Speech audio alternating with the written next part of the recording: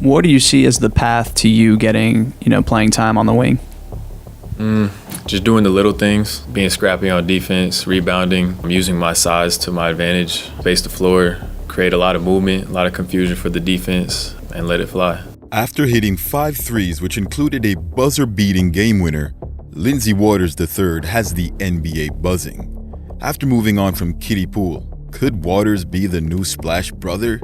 Hey, what's happening, everyone? This is Switch Culture.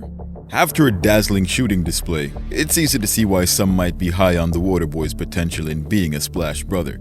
Is it a facade, or is there some potential in the former OKC product? After the Warriors picked him up this offseason, I went over Waters' history as a player and his potential with Golden State with consideration for the contract he signed. The truth is that players with those types of contracts hardly see minutes on the floor. It's different, however, when you have a need for shooting in your lineups and the small contract guy looks like he could shoot the lights out. At that point, the dynamic tends to change. Add this to the vacuum at the 2 spot on top of the fact that the team's coach values floor spacing for this particular offense, we could see Waters become a valuable part of Steve Kerr's rotation. So let's see if there's a reasonable path for Waters to become an impactful piece of the Warriors' rotation puzzle, find out what would have to change, and then determine whether or not his potential could become a factor for the Warriors as championship contenders. Before that, however, don't forget to like the video and subscribe to Switch Culture for the most analytical and entertaining NBA content on the planet. Now get ready. You're about to get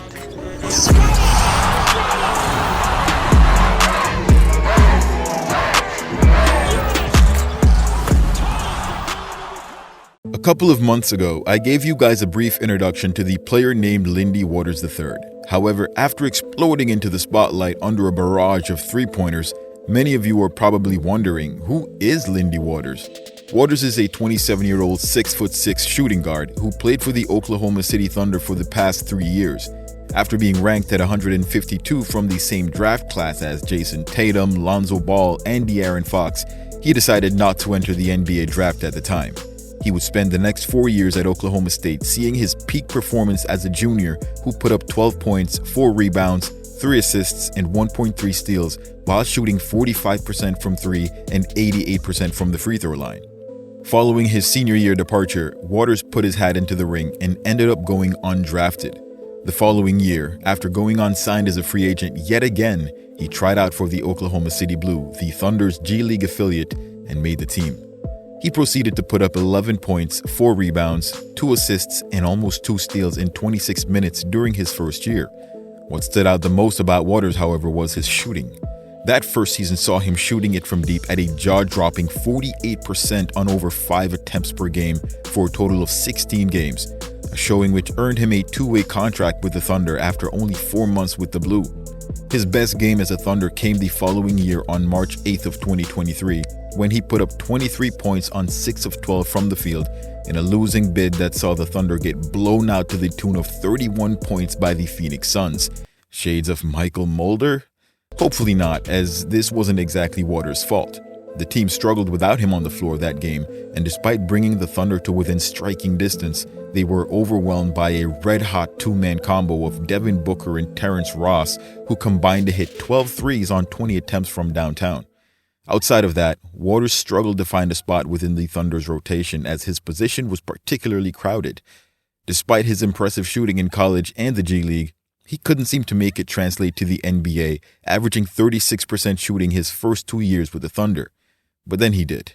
The following year, for the 2023-24 season, Waters began to achieve the efficiency numbers he did in college and the G League.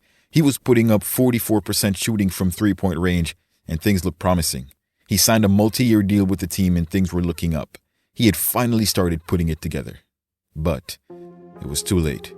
The emergence of a younger Isaiah Joe, who shot north of 40% from 3 the year prior and again this year, was enough for the Thunder to explore their options in terms of backups for other positions. They no longer needed to find a knockdown shooter, as they had plenty of other guys that could come off the bench and hit shots. They needed help elsewhere. It became clear that the signing of Waters was to allow the Thunder to keep their finances open in case they needed to add more talent. When the Warriors came knocking, they traded Waters to Golden State for the 52nd overall pick, but then traded that pick back to the Warriors for cash. The Warriors picked up the team option on Lindy's OKC contract worth $2.1 million for this and this season only. So now what?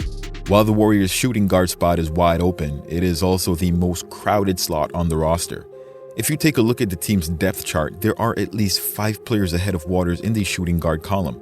Melton, Pajemski, Hield, and Moody are all ahead, even GP2. With the pressure on Kerr to play Kuminga next to Wiggins and to play JK at the 3, it's probable that we'll have even Wiggins start at the 2 instead. The alternative, if Wiggins is to play the 3, is to play small ball with JK at the 4, something that is receiving pushback from Draymond, who says JK is in fact a 3, as well as from Draymond's back, which has determined he's not a 5. If Loon is in fact ready to return to the starting lineup and Wiggins' form returns, then the starting lineup is pretty much set in stone. Curry, Wiggins, Kuminga, Draymond, Looney. When Steve Kerr inevitably goes to his small ball lineup, however, we can't expect Melton to enter the starting lineup between Curry and Wiggins as the starting 2 guard. While we could take that a bit further, I don't think Kerr would run a 3-guard lineup. Or would he? This creates what I'd like to call guard soup. Let me explain. With Pod set to run the point on the second unit, I wouldn't be too concerned about Lindy getting minutes alongside him in terms of fit. The problem for Lindy then would be the quagmire, aka guard soup, at the backup shooting guard and small forward spots. All 3 of Buddy Hield, DeAnthony Melton, and Moses Moody are capable of playing both positions, at least in Kerr's offense. If both Wiggs and JK start in a non-small ball lineup, that is Trace or Loon at the 5, Kerr will be running with a combination of any 2 of Moody, Hield, Melton, and Payton before he runs Waters.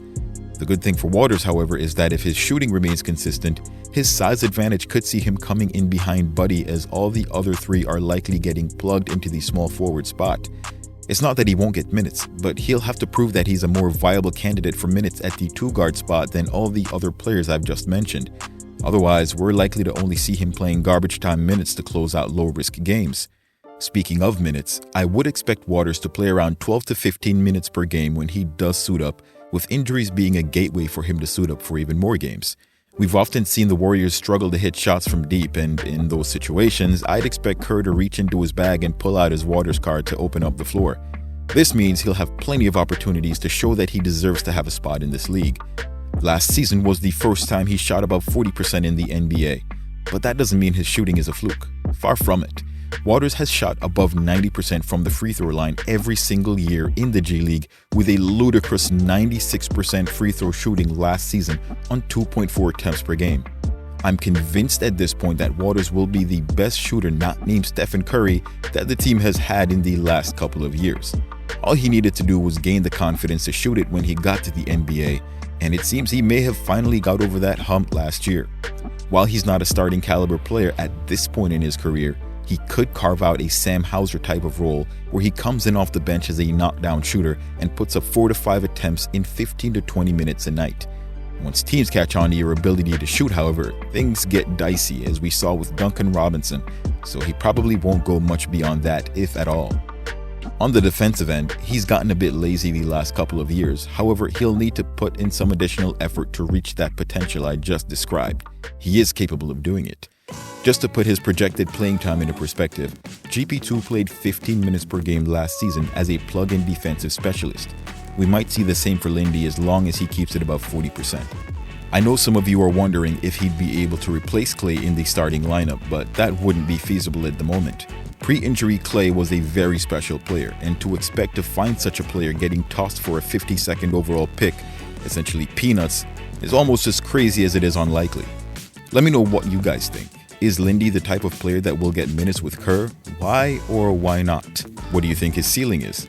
I'll try to post updates on Lindy if I think he deserves a bigger role, as I've done with the rest of the players, so if you want to stay updated, don't forget to like the video, subscribe to the channel, and turn on all your notifications so you don't miss any of my latest uploads. Thanks for watching. Till next time, swish!